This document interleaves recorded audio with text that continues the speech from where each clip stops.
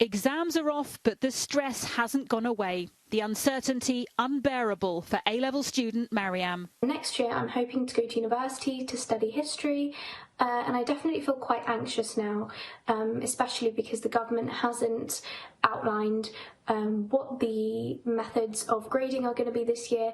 Darren's retaking his A-levels after his results were downgraded last summer. He missed his place to read medicine and is terrified it'll happen again. I was thinking, yeah, just get my grades. This can happen this year. I'll be the first. I'll go to uni. I'll get to Imperial. I'll get my degree. I'll become a doctor. And, you know, they even gave me a scholarship, an academic scholarship, which is just looking all messed up now.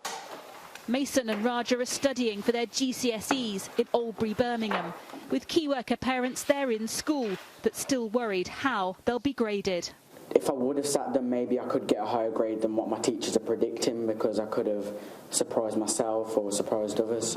It's had a quite big impact because we're still learning content from year 10 that we should have been taught because we've missed out on so much. Throughout the school, empty desks and remote lessons. They've learned from the last lockdown and this time feel better prepared. They're refining their curriculum overviews to make sure that we cover everything that we can do in this new form of education, but also making sure that the learning does not stop. BTECs will take place, but GCSEs and A-levels are cancelled. The exams regulator now considering a number of options.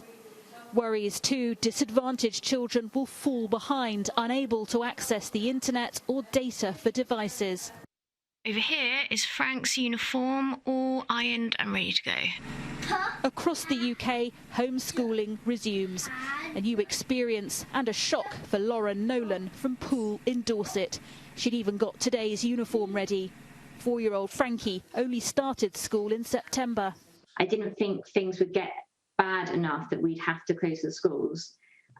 So yeah, I wasn't really prepared for this at all. Homeschool is going okay. It's just hard to keep them away from the screens, and it's hard for them to focus when it's the kitchen table. Nurseries remain open, but they're worried about staff safety, and unions want them closed except for vulnerable and key worker children. It is the start of term no one wanted, with both families and schools desperately hoping pupils will return after half-term. Laura Bundock, Sky News.